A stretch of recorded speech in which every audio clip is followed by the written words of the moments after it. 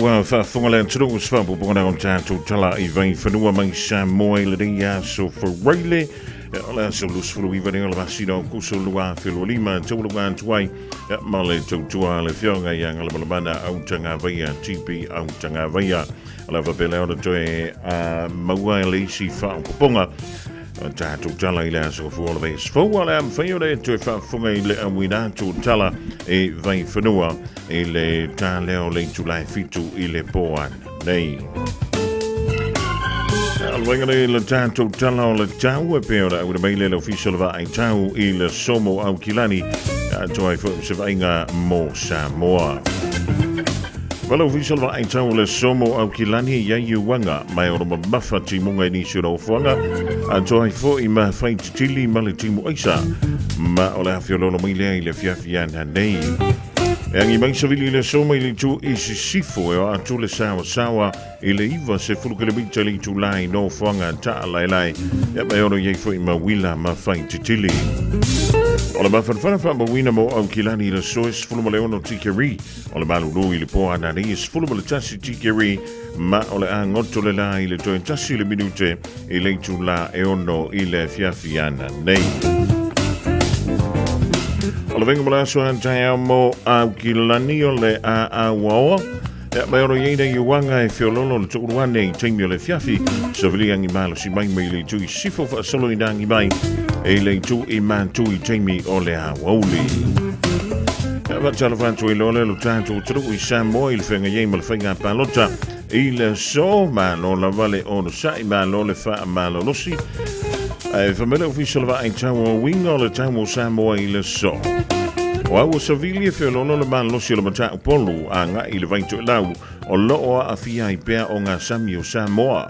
O le vainga I ngā te whale ma o ngā sami mātou whautuanga e mo o ngā sami o lo wha mālosi e pea mo o ngā sami uma o lo tātou tano. O le vainga mo le somo Samoa e angi malula na matau polu a nga I le vainto e lau los fulima nga I le tolus fulima kilomita I le itu la.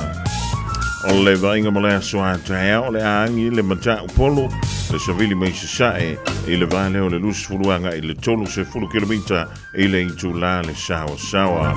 O le tulanga nai peoni ia winga o le tau mo le so mo le aso atea o le ngata mo I tātou ni au kilani.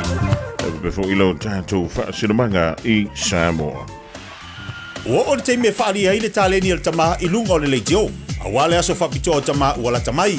A whai e whiwhia lau tama e tau tala, whai tala maalie, pe whai ana whamtalanga e winga I talonga, ma tau te wala uria o ia e awai I le tauwanga. Tama whaasalalau a le Radio Samoa. Po e se vilo po e tusa ma le tolu se furu leono se furu se kone. O lo whaatino ai lau tama le whonga ino o le talonga le manu Samoa. O le kamuni TikTok. O le tama e sili ana reactions I lunga o le Facebook. O le amanu malo I se whailonga mo le aso whapito o tama.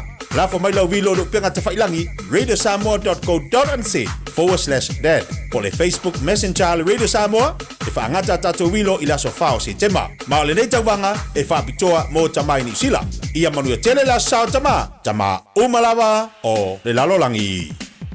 O mana umie o e pose si lo a inga se fisoso ani tau fe malanga inga mo New Zealand. I mata au po pe o le vaita mai no whanau po ngaluenga. A whai o lau tali o le ioe, wala au loa Ken Ferniho o le Fern Immigration Services. E iailana lai sene, ma ua silia ma le se fulu lima tau sanga o lana tau tua. E toa tele tangata o fisoso ani iai Ken, I mata upu tau fe malanga inga. E au fia ai mata upu na o atu le tribunal, pa apili le minister. Tanga iane le mata o Facebook, ma le upenga te whailangi I moli mau. Mo nisi whamtalanga, wala au mai le Fern Immigration Services, ma tala noa ia Luisa, I le oiva, lua ono lua, tolu lua lima tolu, lua ono lua, tolu lua lima tolu, po le o lua tasi, tasi lima tasi, o lima. Talofa Samoa, o Atishna Ryan, o le Licensed Immigration Advisor mo le Auckland South Immigration Consultants. E visosoani mo so se tu ai ngā visa e malanga mai New Zealand po Australia. Telefoni mai nei loa I le o valu o tasi ono valu wha fitulua. Po le o lua tasi ono valu fitulua tolu o.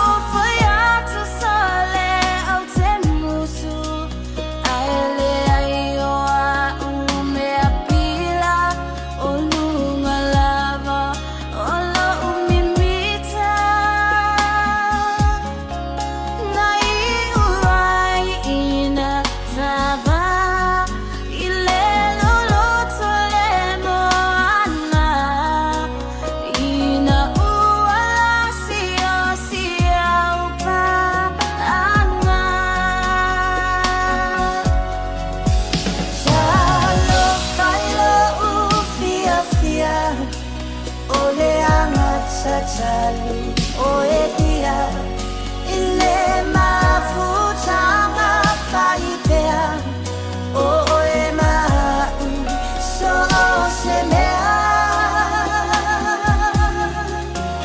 a whai lava ua e sola tia i te pehi o se polonga ai ui i lea o e lava ma so alofa ai ui i lea o e lava ma so alofa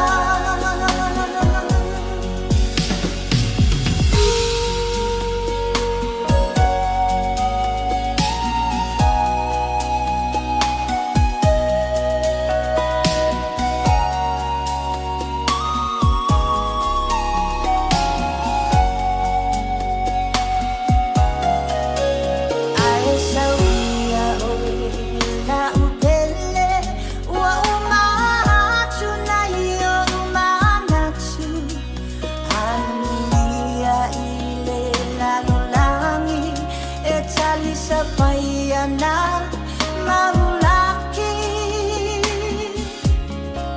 le fina ngalo e le seua o le atu ele fo i whanua o ua lofana ua umai taua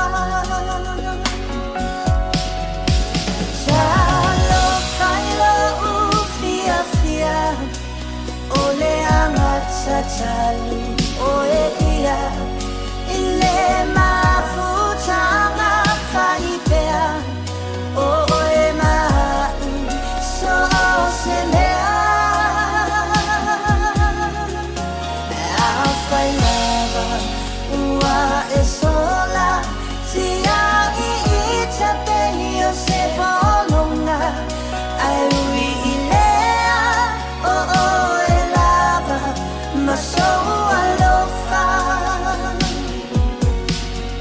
ai ui i lea o e lava ma so alofa ai ui i lea o e lava ma so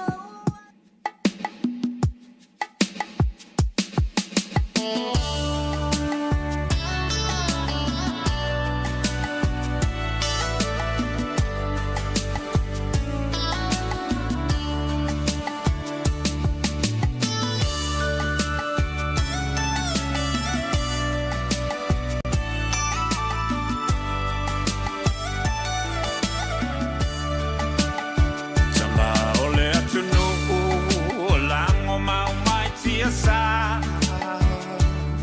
Taimi osia mani ma peretania Loma e maesa ili mano o Samoa ia sa oloto Tama sese ua malingi loto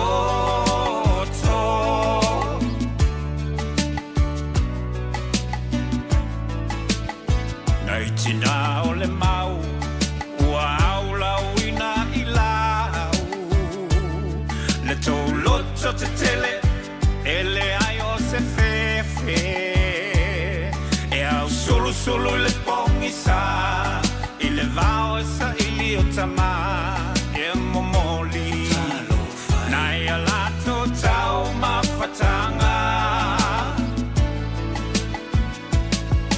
Lauaki alangona pesi o i uleo Ele pule ni papalangi o la Samoa Ole mau a pule Ole mau la maleta ua Ole mau Samoa mo Samoa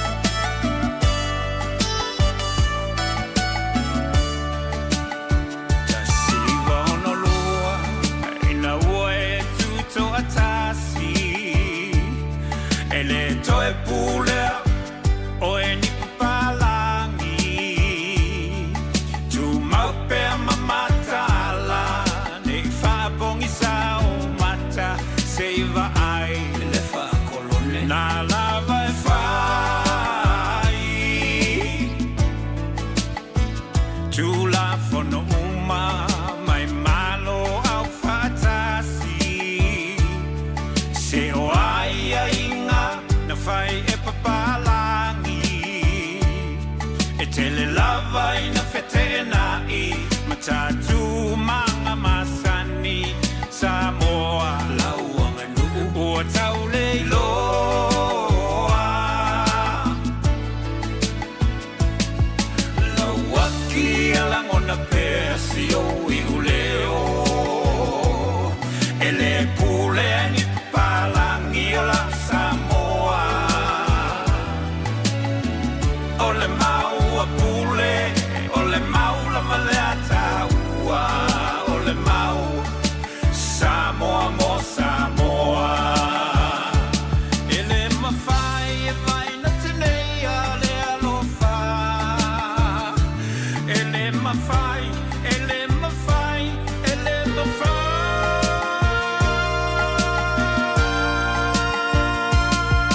Lauaki e la mona pesi o iuleo Ele pule ni papalangi e la Samoa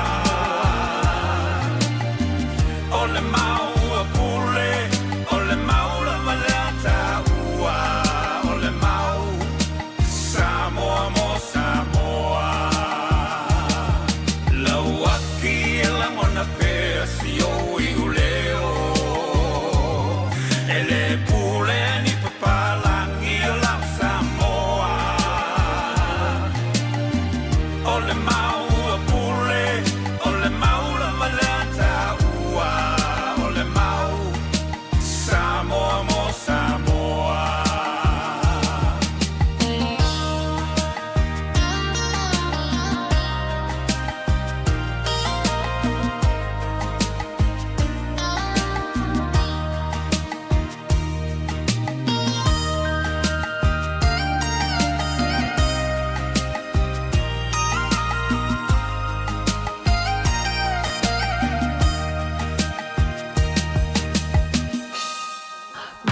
Radio Samoa. Taslima ivatol amo.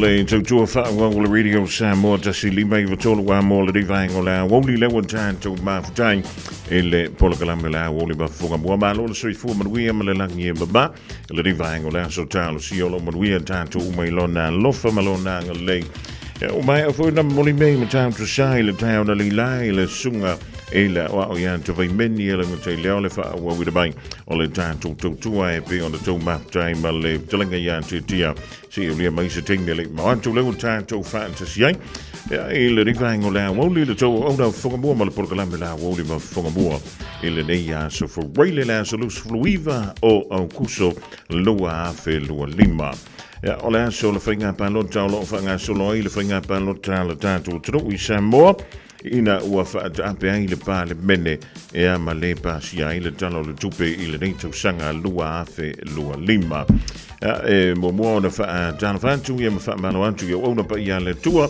o lo no madua wa se madua o Samoa mo anta ha o le divanga laso e la ganto ile on tama ma tua o lo fa belea ona tu I mai le muli papanga ia ma tau fi te tala fo ia wa ia ngā luenga o lo tofi ia lo topa ia ma lo o to mamalo te dane ia le malo si o le nu o lo fa belea ona anga yantu mo ngā luenga wa se sa ili ngā manuia ia mo oi ma mo I tātou mo I tutonu o nei antu mano lu e pe ona tātou no pia iei malo le ono sai ia malo fo I le wha malo lo si o le wase antu le taimi a radio Samoa ia luas fulu maleiva midute o te ai nei July se fulu male lua a wheo nei te whainga luenga I le so ia mauti noa e te aluma ave lau telefoni, ave lau tablet, ave lau leitio, ave lau Bluetooth speaker e te wha longo mai ai tau banga o le tātou whainga palota I le pulakaname whaapitoa o le whainga palota le radio Samoa o le whapela o na audatu I le afo le se fulu male lua I le Aoauli o le so.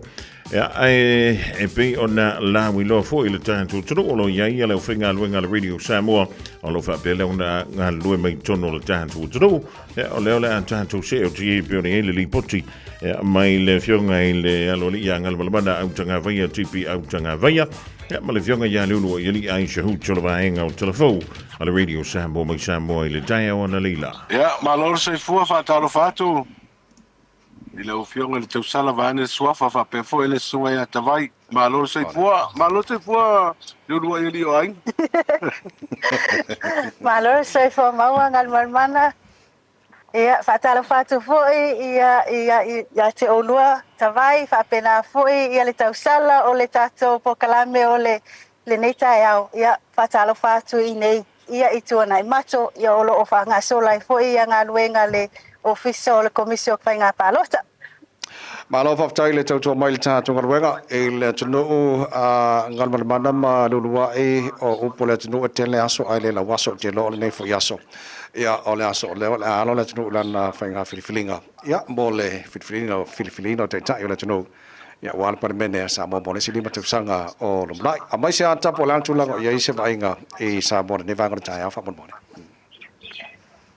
Faftai te vai ia o te loa o ma o maru wa ile ento fa yusu mai nei tona i mato ile faltalo nei on multi purpose gym ia wa fo eta to so ta inga tu le nei chai au tu sai fo yo pokalame masani ai le anga i mai le taulanga ia pia anga i mai tona i mato ia matua fifi de mo ale tunu pisi lava ta vale le wala no to tele o lo anga ia la tu fo nga masani ia me se fo ia o lo ta pena anga i fo palota ia mo le fatino ina o la to fainga filfilinga o le fo e mau mai li poti mai sala fairu wa i ini si fo o walo fa sala longa le tato tunu o lo fa pena fo na file mo al tato mo tele sala fai malo faftai o le asa malo lo sa mo nei o sa le ngal mana ba le wa ia o te loa an na file sa so malo lo i do wa Lele lava. ia mo le so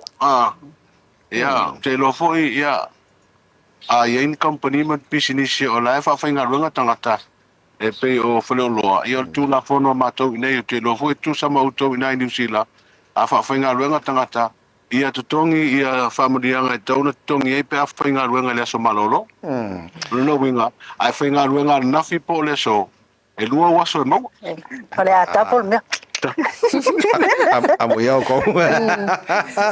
Ngal mana malu wai a mai sia ta toa o le ale taimi te talai fale palota o le ale umi te talai mal taimi taimi te puni ai. Ia le afo sia ta fa te taimi fa ta do titilo ai o le am fa yo mo ta fa unga fo ne ya so fa mo fa nga palota. Wix gives you the freedom to tell your story. With a professional website, Ia tu sai maleva ainga atavai ia ole o fa pena ona amaton tala tato falpalota pe ona fatulanga ina le official commission fainga palota o le tulai valu et tala lo ia ai falpalota ia wala valanga ia to o suir tato watunu ia e fatino la to fo e kisi ia por palota po ai lava le sui o lo fit o le ala to fit filia ia anga ia tu ia bo le tulai tolu ile Aoauli nei ia ole fa pena ona tapuni ia lo ia iloa ia fale palota ia nga iloa ia ila to fai palota mai masui ole malo fa pena ona nga e fa tino nga luenga ia e uma mai ta to pusa ia nga mai lava nei ile multi purpose gym pe ona fai ma ole center le ia e nga mai ia tulanga ina ia fai fa tulanga ia maniso vaenga ia awala vale loa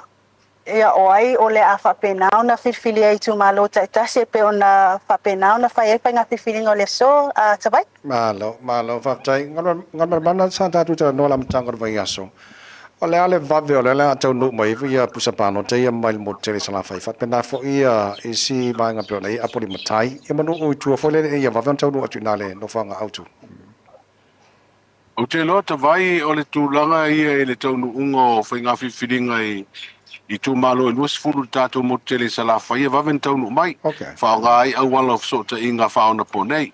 Ai o pusa palota. Ia o le fuanga whapeta puni whale palota le tōnu. O te dola ia le va vo le o tato malo le ferwa ile va o mulfanua masale le longa. O le va alna e au mai pusa palota ia masani ai pe le palota leo le o tasi sa tato ia nei. Sau no mai le va au pongsa. Le fiafi e le no pola temi. E wa fu le tau. Ai o le temi la va tau no mai le va ai mulfanua mai sa va ia na mori mai le pusa palota ile nei. Tona mato le multi purpose gym. Ia mateu maru le ia se ia o le taimi e fai ai fai tonga alo ia. Malo fa ftai ngal wenga lau tustala pe fo lo fionga ngal mana fa penale lo imal tele lau tustala o le ale la lata o le tonga wenga ngai o le no fanga le ale a mo mai results ma tu lunga la papa per masene foi fenga panota to sang baba. O nei le ruai le foi si la mai le tunu nei le nei falta alo nei multi purpose gym e tone mato le fa mo tu ia nga wenga lo official commission fenga panota. Ia o te loa o se teimi o le fiafi tarfa wa mata na maua ia taunu unga fo i o whainga whiwhiringa i tu malom whakpena tu nunga lau papa ia msirisira mai fo tātu tanu. O te mata watu fo i fso ta inga le official commission whainga palota. Ia o ina lesi au ala o fso ta inga i mwhai ona wawe mauai ia le taunu unga o le whainga whiwhiringa ma le am whai fo i le tātu ofisa i o kilani. Ana lato mori mawina le tūlanga le nā. Ia maua foi o tō nā teimi le tūlanga i le taunu unga le whainga whiwhiringa. Pea whai te ua alu. Pea le mbaa o le mātou musini. Tātou le maua sota inga. Alai alu aku al sota inga le official whainga palota. Mana ia. O te lo le system leo le amaweo na maua ia i le unga le whainga palota le nefo. Ia sa ngon mana pēna sauno. O le tūlanga tōnu alu nā Tabai, o le tūlanga nā ia whaftai foi o lewa maua ia sota inga te wawe whaona pōnei. E maua e sota inga. Ai fuala le palota e lua tas. Le sa tātou e nei. Ia na mana ia le fiafi foi le po te el wha lima. Ai te uwhaso soro atu tāru fitu ma le walu ma le iwa le pō. O tuaina o mai ia taunu o whai unga foi o whale palota ma tu ilunga lau papa. Le sa whaisi tuai ai o nei whapea sa fale tonu so ta inga fo i telva. Alo waftai o le sa tara no nei tāra bakla me nei au kilani baba atu fa momonga ma nei le tau mo le anga o le tinu i le fatinu ino la tu palota o le alu si sila tu fa fo bale tu la o il tau nei ta ya. Yurua i la sa si sila ma i la. O le makua mangai o le la o sulu ma o si mai pa fo ia baulava tu langa o le ave ai fo ia o le faitete wai o le mele le tupu nei. Le fai lava ma tō mai nei uanga ia inisio taimi o le aso ia o le tūlanga lana e le mai loa lava pe o le alala ia e tō e oso mai foila e nai timunga i se taimi o le aso ia paula na se vaenga ia tu ala loi fo ia la tō lo feo ia ma le au vaenga o lo anga i palota fal palota ia e fai tete lava ilunga o wala se le wa a ona tō mai timunga ia fai lava sina mamafa li ta vai o le si vaenga na ta vai ma tu sala o lo sila mai mai mo mai fo il tātou tunu o le atol ma tu vaenga to o le lava mai le fionga ia lilu mai ava o le ana ufa longo ngau le ngamu le ngafi a le ngamu la tenki fiva o le la o le o mai tao nei la kau fa malo silo nga tenki fiva ia ona malanga mai le fia na le salo te titi tonu watu lilo mai ava masidua vai salo fail ko marual ta Kalau mana oleh si vai ngana mau le porkalame o le malupipui o fainga palo tailalo vai nga marual malo a te lo pe ovo malima selau ia marual malo le na mau ta to le pot mai se tulango e foi le vai nga fa bon mone ia lima selau montupu le mana mi nga ruanga fo yo le vai o le puipuinga o le saunga le mu ia ma le tele le fo le tatu tu no fa nga solo le fainga filinga ile so te lo fo i fa pena fo i le nga ruanga leo le tatu motu tele sa fai wa e fo leo ia nga ruel va ingo tatu fal palota ia mal va ile leo pusa palota ne te o sa tia Malo faftai mo le tatu so ta inga nei tai au te lola tele tai mi so ta e fo il tatu fa ngalwenga ma le tau mai la fionga mal mana fa pena fo lo e li e fa pena fo i de mai ava ia ai avatu e se manga tau te lo fi sa no e fa mal tatu por kala nei tai au o mal tanki fifa ke wa fiange ma lo inga ngal ba ia le an fai ma po ia le lo ia li ia whea ia male kurimi voi le wailo na tino momosi. Ia one i tu ese namu. O mākou ia ingei i Samunda. Ia, wa masangi ia le uala namu. E tenki fiva i kai au. Ai malosi le. Ai o le tūlanga i le whamai. Ia, pia fue o na whafonga i li poti mai le mtanga runga tui fua malolo ina. O le ua o atu le sfuru afe mon tupu. I titi as furu tasi afe. Le au whainga ato tangata taru mai anuari wa maua i le whamai. A le mata watu sfuru whapasene le ua whai titi ai tangata e maua i le ngase. Ia ato le stūlanga le nei wa le fue ta pena whanau. Mo le toia e o aonga i le so fua le basa fo. Malo whawhatai. Ese mai le palota kan mana ma lulua yo le maua e tupe ma fo le Samoa Airways le wa mo fo i le vai tai me tau sang. Ia ato no stasi leo ngā ruenga sa whengai man whainga malo sa tu nei le foi.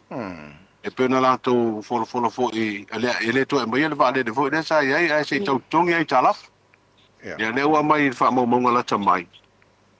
I le valus fulu miliona o i talaf o le tātou company vale le sa iai le o mai ana tongi le fitus fulu miliona o le lai to e nei fulu miliona. A le fulu lua masina le na wha iwina i a uni. O le na mawai polo fiti le company vale le fulu tasi miliona. Mai le fulu tasi miliona na polo fiti. O le miliona o le dividend na po le sao o company vale le lewa mai atu ina atu ina malo. Ia mo ngā luenga whai masani le malo i tina e mafuafuanga whapena. Ai o te loa o le whaalawi loa mai o le tūlanga le lei tupe maua le tātou company vale le. Ia o se tū le lei lea i le anga i atu le lumanai. Ia ma le fuafuanga se si malo le awhiriwhiria. E toi whaanga i le tātou company vale le tūlanga e mai o se vale le lapo. E whaia tātou malanga anga i atu i New Zealand ma Australia. Malo whawhatai. Le lei ai tau te le whatu whanei tai au, le taurunga lau tutua, mo le tunu pēn tāna wanu e tātou tala mai Samoa, ngā mana o ane mai ngana o e te pena e wafuri whafonga Samoa. Ia, o tala o le pālota tawai. O lea sa avatu i nā le lua lau e te lua whafonga mai a tātou tala o nei aso, no o lea whai atu le mā sauringa i nei, tō le mato, whamalu lua tuai. O le nā o te atu nā i le tō ainga i le vaenga na ai se tātou whenua i fwoi las fwoi le basa fwoi tātou toi fwoi tūlanga matan. Malo, whafte tele mo le tautua mali tātou ngaluenga le nei tai au, lan tātou fiso ta ia tilipea, ia, kausami silo vai salongi ka ia mangkua i whamako whamon mori. Ia, le o te loa fwoi lo wai. O le ai te malanga mai nei Samoa, e te tofo fwoi le vai salon ma le kokoesi. E tu sa fwoi le vai salon kokoesi nei New Zealand. Paulonga ese senga ole koko a.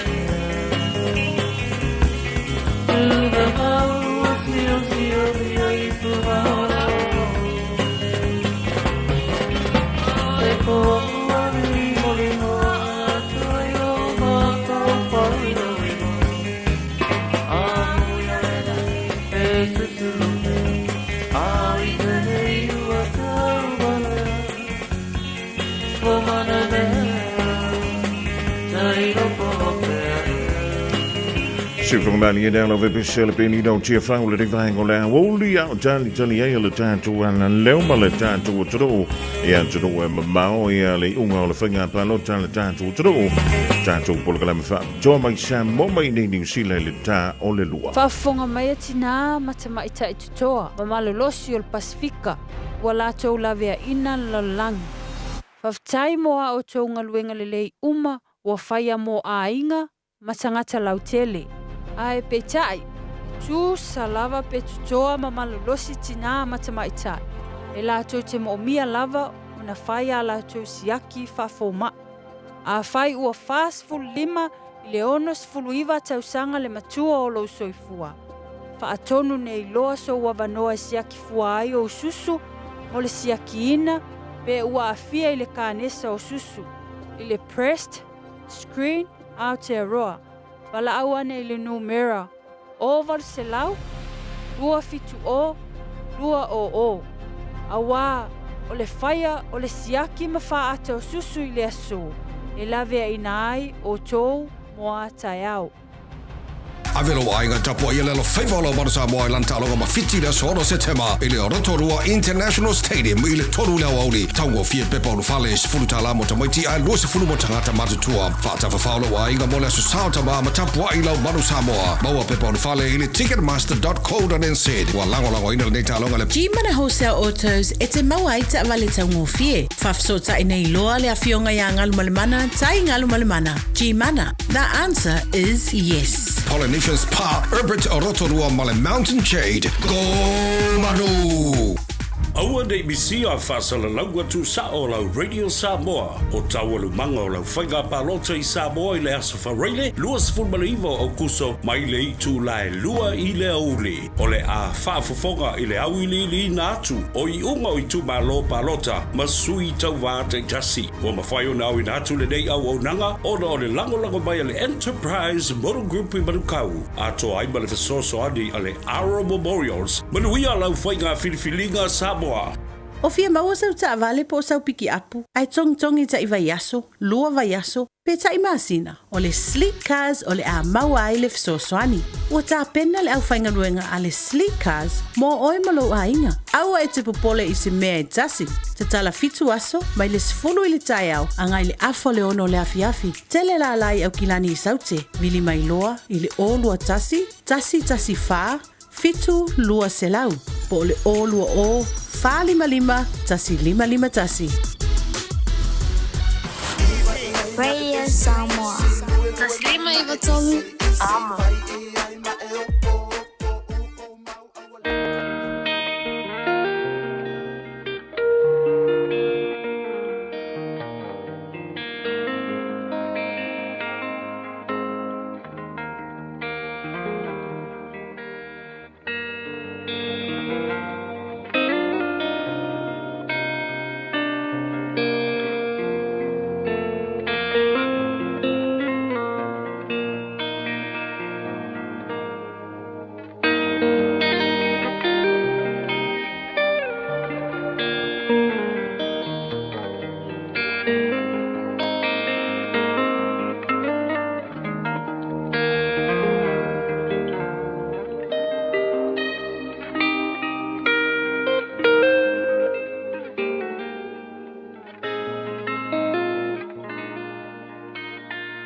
Lui tau mō le aso. O le ala e manatua ai oe e le atua. How God remembers you. Lau tusi o le salamo e se lau ma le tolu. O a olona fuai upu mua mua. Lo ua ngangai. Ia e faa manu watu i le alii. O mea umafoi o i totonu ia te au. Ia faa manu i lona suwafa pa ia. O le ala e manatua ai o e le atua. How God remembers you. Tasi fo i le nei pese lau i loa. Na fatuina e tā vita le tupu o Israel. O le faatua tuanga lea o tā vita, ua sasaa i totonu o lana pese. O le anganga a toa o le pese le nei a tā vita. E mana tua oe e le atua. Pe a e ola vivii, pe a e ola tāpuai, ma e whaamanuina le suafa o le atua. Aua lava, ne i ngalo ia te oe, se mea e tasi o lona alofa. Ole fe au lea a tā vita o loo a fifi to tonu o le nei pese. E mana tua oe le atua. Pe a e vivii ma whaamanu i lona suafa pa ia. Pe a e tāpuai ma talo ma mana tua lona alofa. I aso uma o lou ola. Fai mai tāvita. Whaamanu i le atua. Whaafetaia le alofa o le atua. Aua lava. Ne i ngalo ia te oe. Se mea e tasi o ana mea alofa. Samoa e. Aua lava ne i tātou whaavai vai. E vivii ma whaamanu i le atua. A wawhai mai tāvita. A mana tua mai oe le atua. I lau vivii ma lau whaamanu. I lau whaafetai i lona alofa. E whaa mea tā ua e whaia e le atua mō oe. Mua mua e whaa maangaloina oe e le atua. O lona lua e whaa ola ina oe e le atua. O lona tolu. E wha mālolo ina oe e le atua.